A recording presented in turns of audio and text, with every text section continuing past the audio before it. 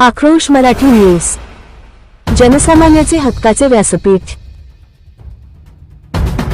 उषासाठी खूनप्रकरणी माळखांबी येथे सकल बहुजन समाजाचा विराट मोर्चा। जगन्नाथ देशमुख यांना आरोपी केल्याचा तपास अधिकारी यांचा खुलासा।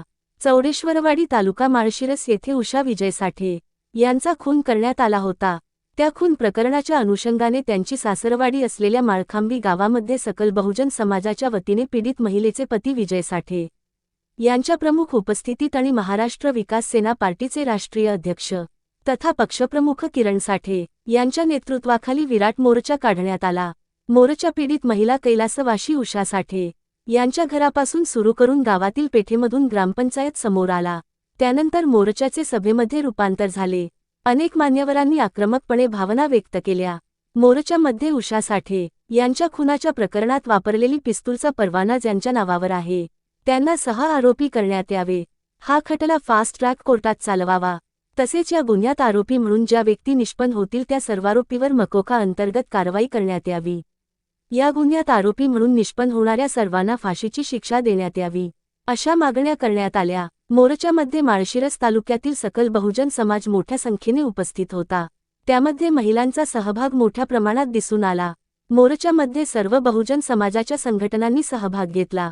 मोर्चाचे निवेदन विजय सुदाम साठे, विलास सुदाम साठे, बबन सुदाम साठे, आरती विजय पाटोळे, जिजाबाई जालिंदर खंडागळे, लता पाटोळे, छाया बबन साठे, गोपीनाथ सुदाम साठे, अश्विनी परशु हेगदे, विशाल बबन साठे, सहाय्यक पोलीस निरीक्षक श्री साळुंखे यांना दिले।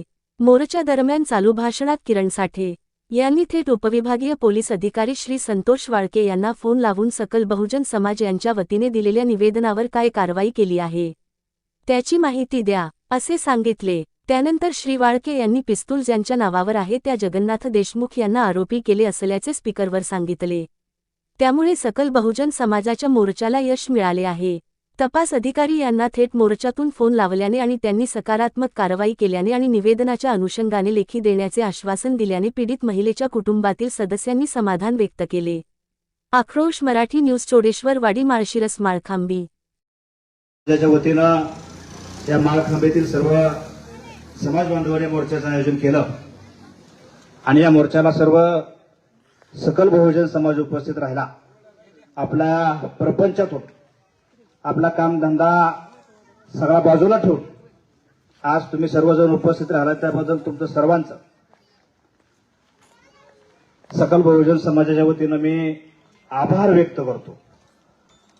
कारण ही घटना इतकी गंभीर आहे, या घटनेचं गांभीर्य सर्वांनीच सांगितलेलं आहे। परंतु ही घटना घडत असताना ज्या कारणानं घडली त्याची माहिती अनेक वक्त्यांनी दिली, परंतु अशा घटना का घडत आहेत, या घटनेला जबाबदार कोण आहे, तर या घटनेला तुम्ही आम्ही सर्व सकल बहुजन समाजामध्ये नेतृत्व करणारे लोक आहे। आपण ठामपणे एखाद्या प्रकरणाच्या पाठीमागे उभा राहत नाही। 2-5 हजार 10-5 हजार मिळाले की आपल्या समाजाच्या माणसावरती अन्याय झालेला असतो, त्यावेळेस आपण स्वतः विकलं जातो आणि म्हणून हे सगळे प्रकरण घडतात। आणि एखादं प्रकरण धसाला नेलं तर कुणाच्या मायची हिंमत नाही की आपल्या समाजाकडे कुणी वाकडं बघितलं पाहिजे।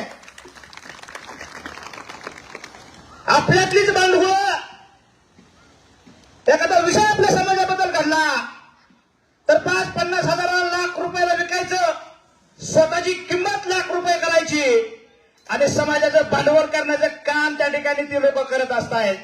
म्हणून मी म्हणतो की माझ्यासहित सर्व जबाबदार आहेत।